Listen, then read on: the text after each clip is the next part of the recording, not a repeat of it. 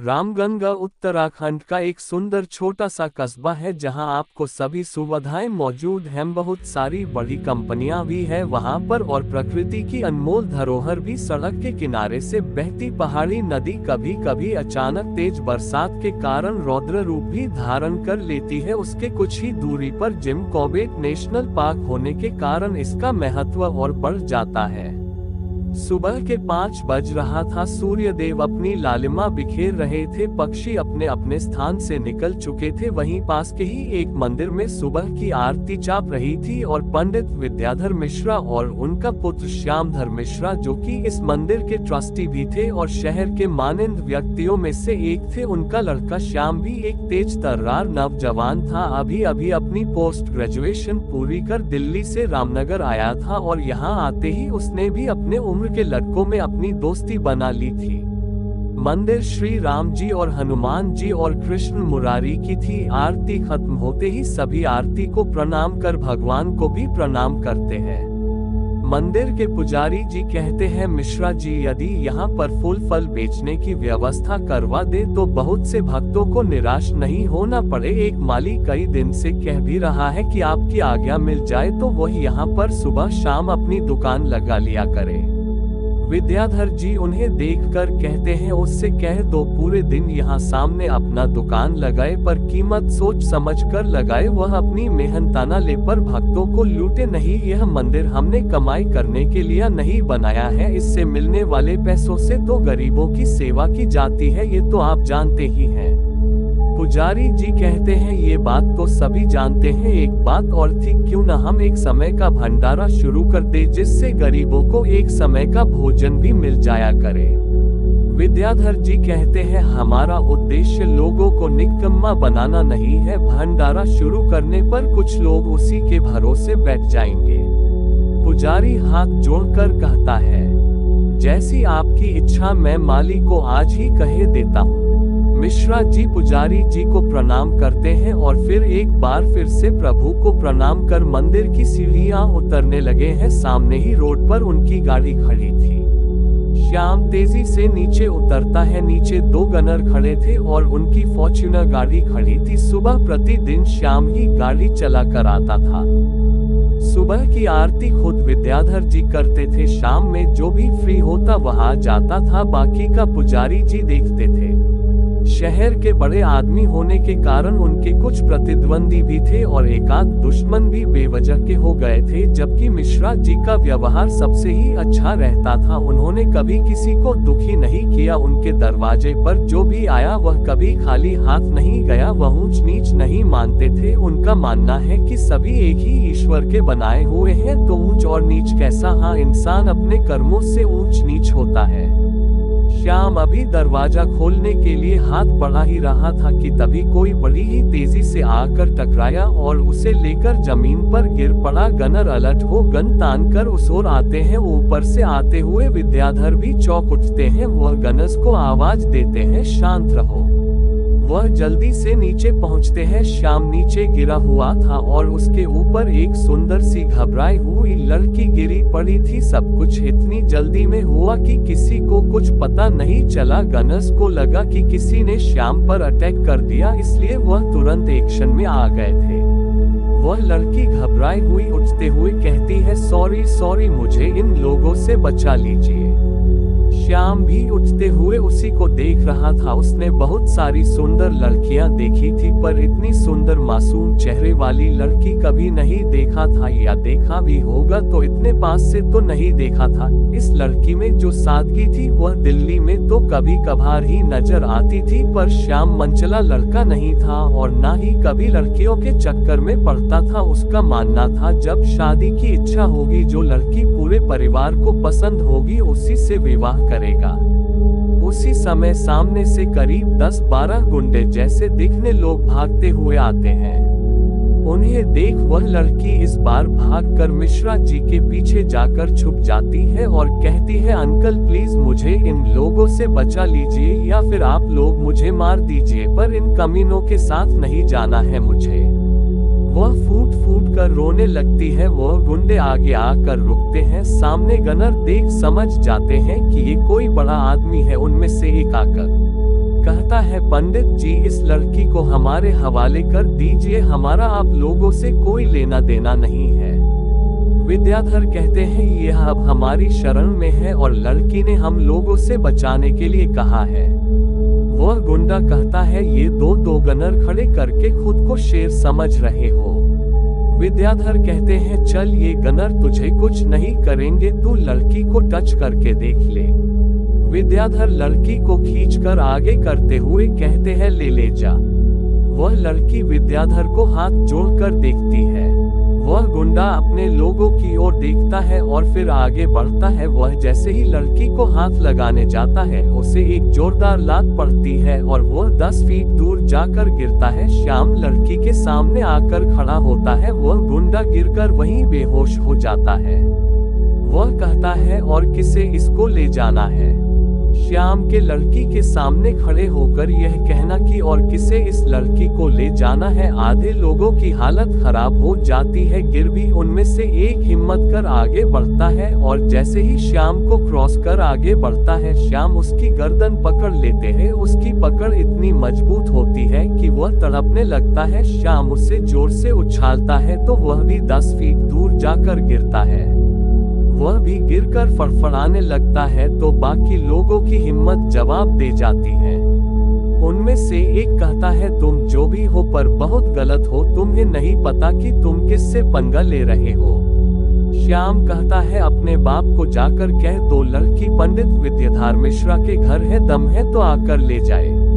वह लड़की चौंक कर उन्हें देखती है और फिर गुंडों की ओर कहती है, कुत्तों आओ, अपनी असली माँ का दूध पिया हो तो आओ और छू कर दिखाओ मुझे, आज मुझे मेरे रखवाले मिल गए हैं।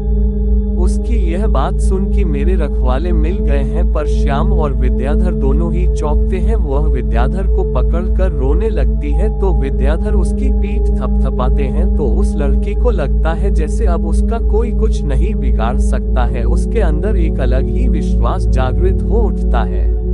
वह गुंडे सभी को देखते हैं, फिर अपने घायल साथियों को उठाकर चले जाते हैं। विद्याधर उस लड़की से पूछते हैं, तुम्हें कहाँ छोड़ना है, तुम्हारा घर कहाँ है? वह उन्हें सूनी आंखों से देखते हुए कहती है, मैं घर नहीं जा सकती, ये लोग वहाँ भी होंगे, प्लीज मुझे 2-3 दिन के लिए कहीं शरण दे दीजिए, तब तक मैं कुछ प्लान कर लूंगी। मिश्रा जी श्याम को देखते हैं और कहते हैं, चलो गाड़ी में बैठो। वह लड़की अभी भी थोड़ा डर रही थी पर अब उसे इतना तो विश्वास हो चुका था कि इनके रहते उसका कोई कुछ नहीं बिगाड़ पाएगा।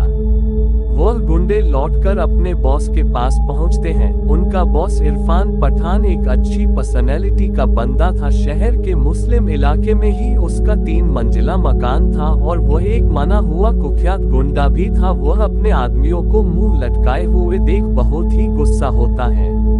उसके सामने खड़ा आदमी कहता है, भाई वो कुछ लोग सामने आ गए तो वह उनके पास भाग गई। इरफान गुस्से में एक मुक्का उसके चेहरे पर मारता है तो उसके मुंह से खून निकल पड़ता है और वह कहता है, हरामखोरों, बिना मटन के हलक से निवाला नहीं उतरता, बब्बर शेर बने घूमते हो और एक लौंडिया को पकड़ नहीं सके और कौन सा गया, बीच में जो भी था उसे काट डालते, वहीं इस शहर में अपनी हुकूमत चलती है।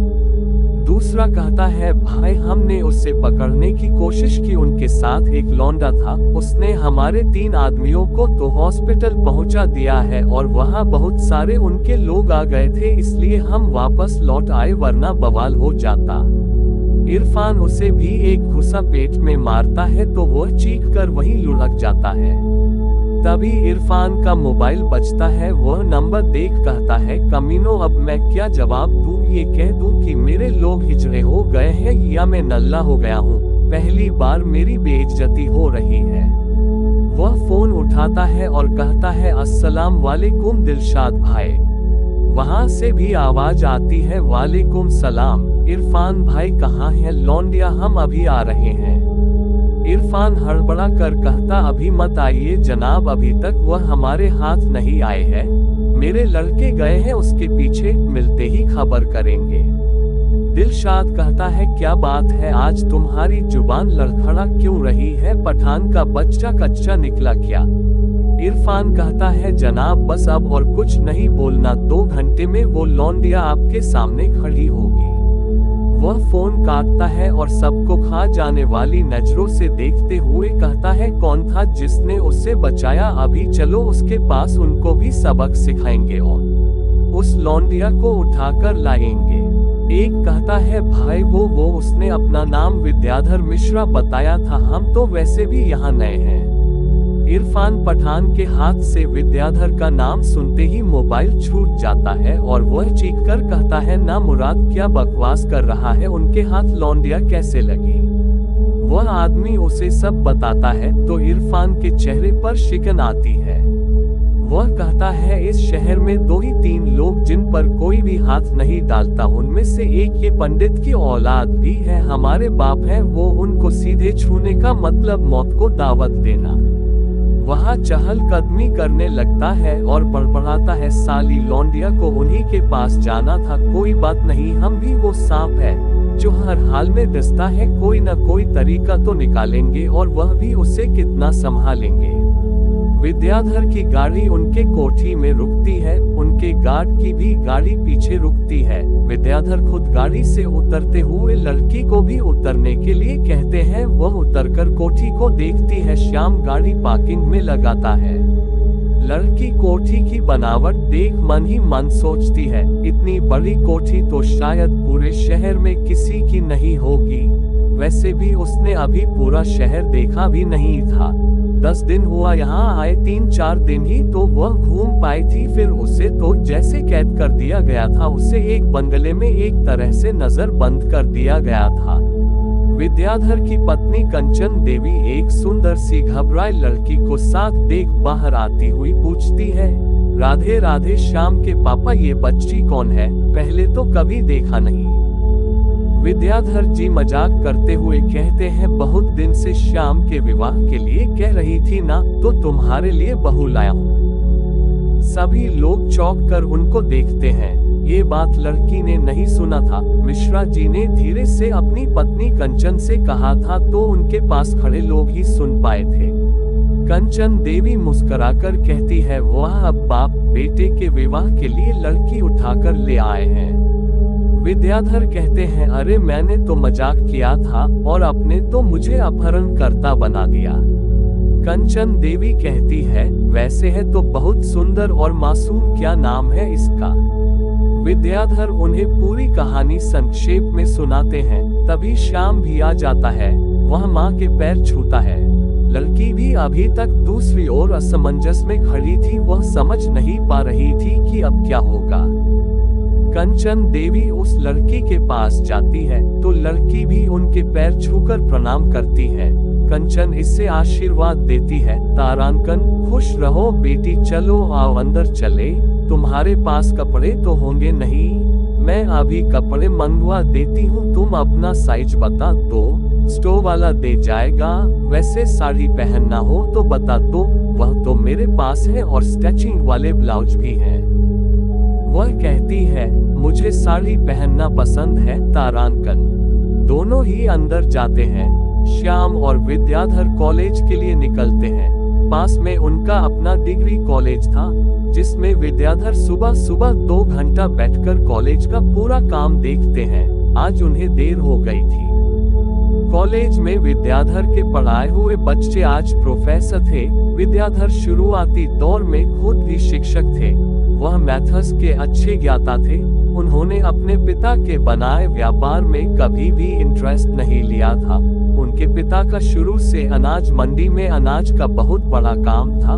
वह उनके पिता के मरने के बाद आज भी चल रहा, जो विद्याधर के छोटे भाई गौरी शंकर देखते हैं। सभी सम्मिलित एक संयुक्त परिवार में रहते थे। कोठी में करीब 25 कमरे बने हुए थे। सभी कमरे अटैच बाथरूम बने थे।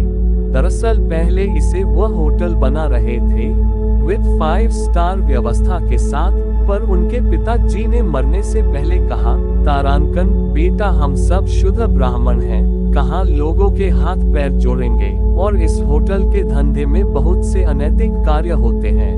उन सभी पाप कर्मों के हम भागीदार होंगे। क्या कमी है तुम्हारे पास? कॉलेज है, अनाज मंडी का गोडाउन है, गायों के आश्रम से लाखों रुपए महीने के घी दूध से आ रहे हैं। विद्याधर ने पिता की बात मानकर तुरंत ही उस कोठी को होटल के बदले घर बना दिया। पहले 100 रूम का 4 मंजिला होटल बनाना था, उसे बदलकर 2 मंजिला घर बन गया था, पर बाकी बना तो वह 5 स्टार जैसा ही था। श्याम के बड़े होने तक वह खुद अपने ही कॉलेज में पढ़ाते थे। आज भी मौके मतलब कभी कभी एक आध क्लास ले लेते हैं। इसी कॉलेज से अभी के कई मंत्री पढ़े थे और वह सब अपने गुरु या गुरु भाई विद्याधर की बहुत इज्जत करते हैं। और वैसे भी विद्याधर हिंदू वाहिनी सेना के स्टेट अध्यक्ष भी थे और ब्राह्मण समाज के भी अध्यक्ष थे। उनकी बैठक हर पार्टी के बड़े से बड़े नेताओं से थी। वह आज भी अपने खर्चे के लिए काम करते हैं, जबकि उनके मित्र साथी और घर वाले उनका मजाक भी उड़ाते हैं।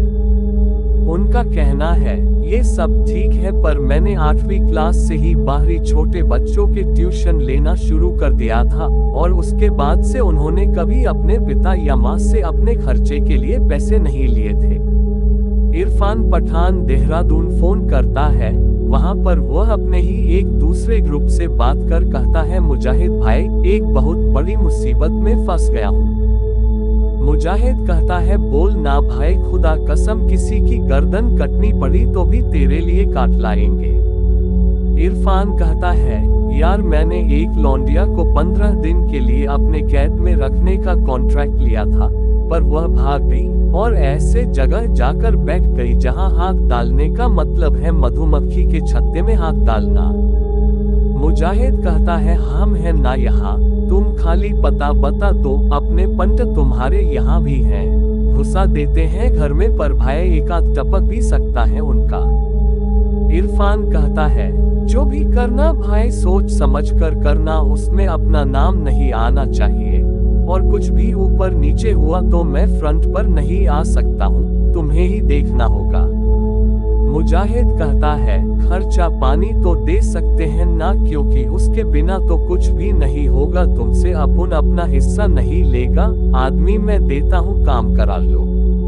इरफान कहता है, आदमी भरोसे के तो है ना, उनको बोल देना कुछ भी नाम नहीं आना चाहिए, खर्चा देख लेंगे। मुजाहिद कहता है, इंशाअल्लाह बेफिक्र रहो, मार जाएंगे पर तुम्हारा या मेरा नाम जुबान पर नहीं लाएंगे। श्याम कुछ काम से घर आता है, उसकी माँ भागवत पुराण पढ़ रही थी, तो वह सीधे ऊपर जाता है और अपने कमरे की ओर बढ़ रहा था। तभी गुलाबी साड़ी में एक खूबसूरत बाला को देख वह चौंक उठता है। वह एक कमरे में अपने बाल झटक रही थी, उसके गीले केश उसके चेहरे की सुंदरता और बढ़ा रही थी।